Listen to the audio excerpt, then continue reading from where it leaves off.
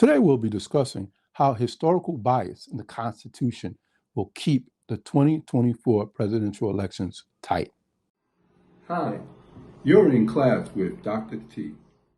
As Americans face the choice between Kamala Harris or Donald Trump in the up-and-coming election, it is an opportune moment to reflect on how the U.S. Constitution and its electoral processes have historically marginalized minorities, particularly African Americans.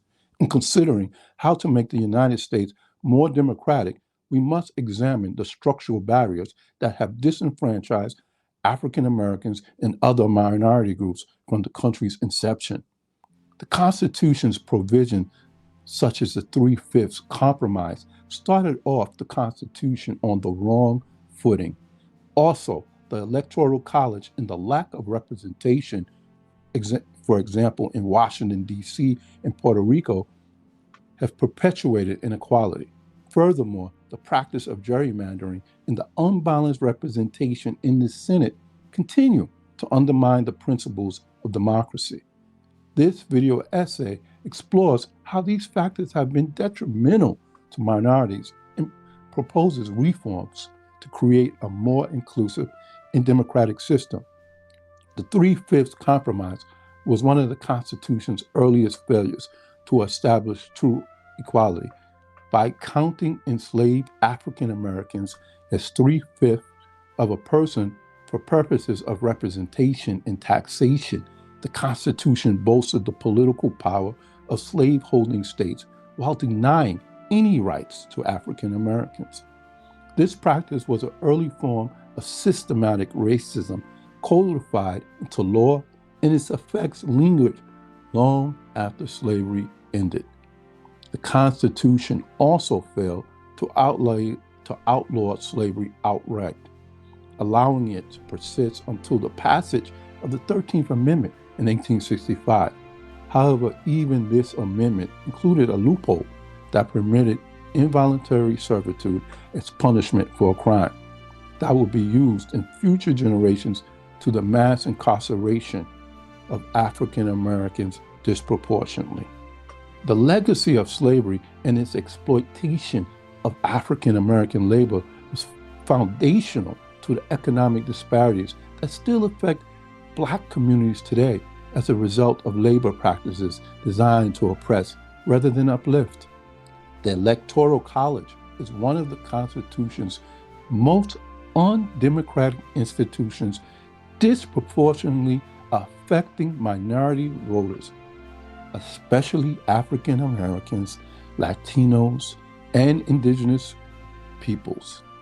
The system was designed to give states, rather than individuals, the power to elect the president, amplifying the influence of small, predominantly white states while minimizing the impact of larger, more diverse states.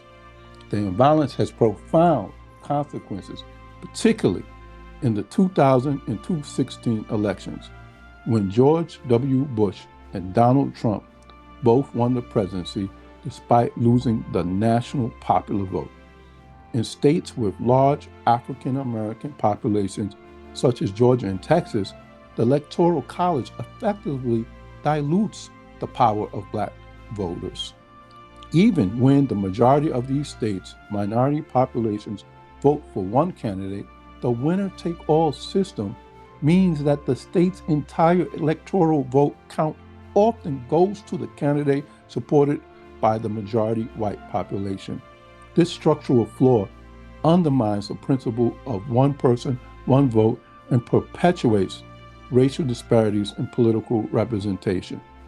The United States Senate also disproportionately favors less diverse states by granting each state 2 senators regardless of population size.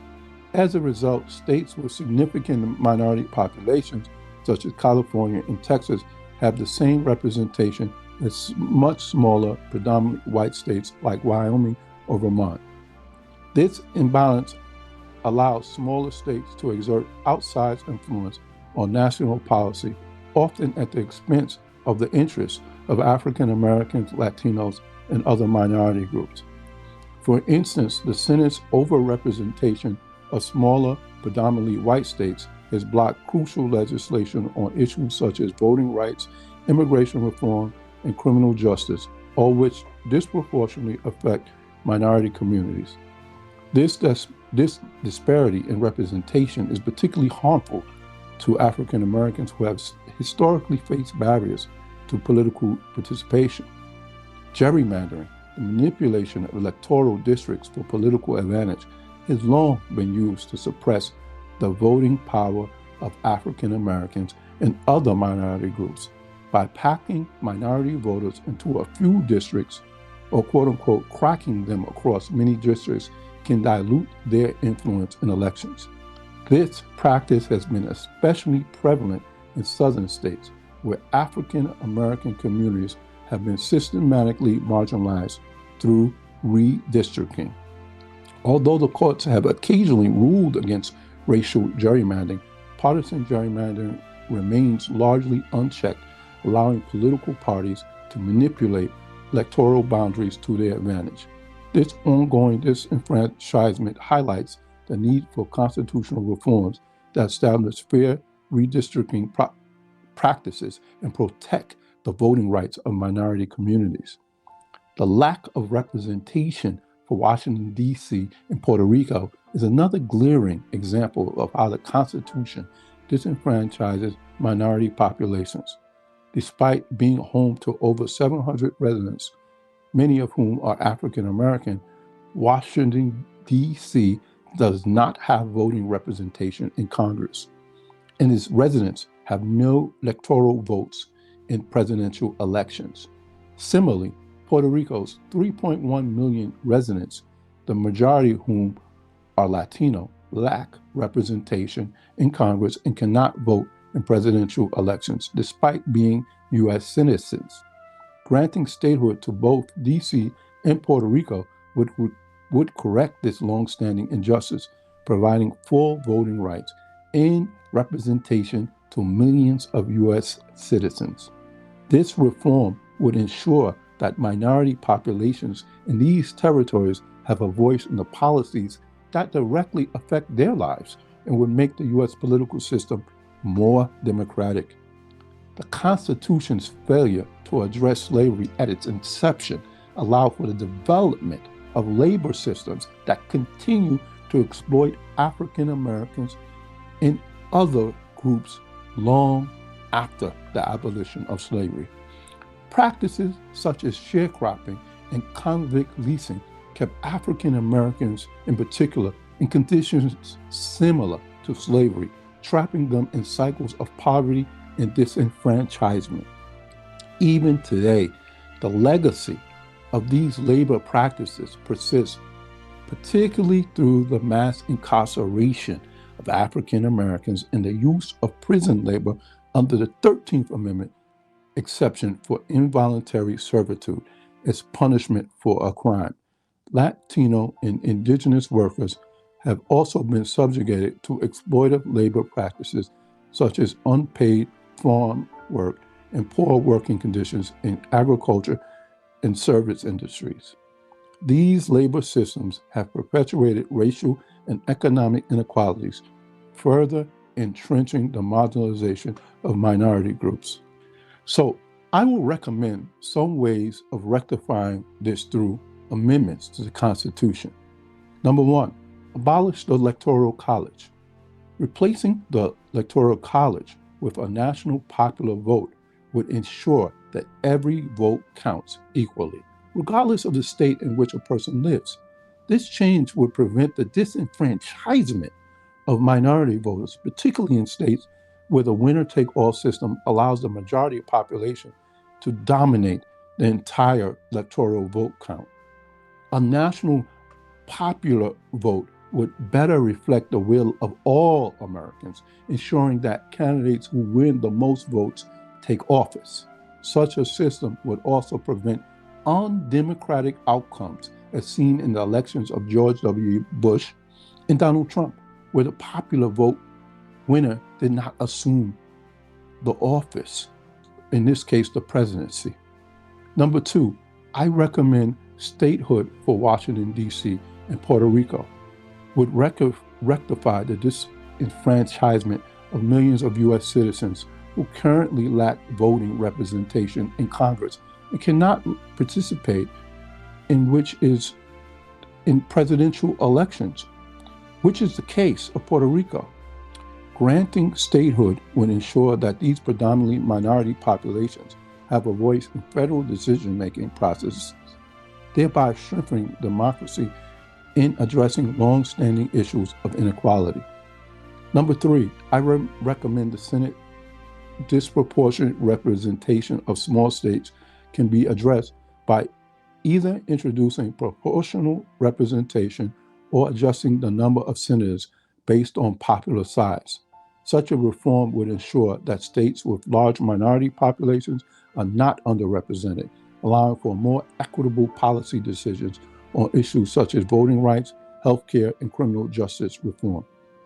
Number 4, I recommend to ensure fair representation to the Constitution.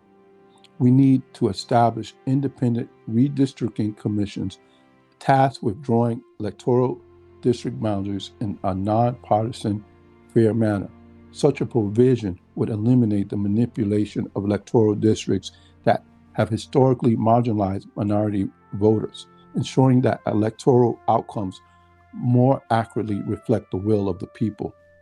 Number 5, we need to amend the 13th Amendment to remove the exception for voluntary servitude as punishment for a crime would address the systematic exploitation of incarcerated individuals, particularly African Americans, who continue to be disproportionately affected by mass incarceration and prison labor. Number 6, we need a constitutional amendment guaranteeing the right to vote for all citizens, free from discrimination based on race, gender, or socioeconomic status, would protect against voter suppression efforts such as restrictive voter ID laws, disenfranchisement of felons, and other measures that disproportionately affect minority communities. Such protections would ensure that all Americans have equal access to the ballot box and that the democratic process is truly representative. In conclusion, the U.S. Constitution, while a pioneering document in many respects, has perpetuated structural inequalities that continue to disenfranchise African American, Latinos, indigenous peoples, and other minority groups, including poor whites. From the 3/5 compromise in the Electoral College, lack of representation for Washington, D.C. and Puerto Rico, the Constitution has been a barrier to full political participation for millions of Americans. By implementing the proposed reforms, abolishing the Electoral College, granting statehood to D.C. and Puerto Rico, ensuring proportional representation in the Senate, banning gerrymandering, and protecting voting rights, the United States can create a more inclusive and democratic system. In doing so, the country would not only rectify the injustices of the past, but also build a future where every citizen's vote and voice truly matters. These changes would ensure that elections are decided by the people and not by outdated systems that reinforce racial and social economic inequalities. Thank you. Please subscribe to my channel. Please like. Please hit the bell so you can know when I drop new content. Thank you.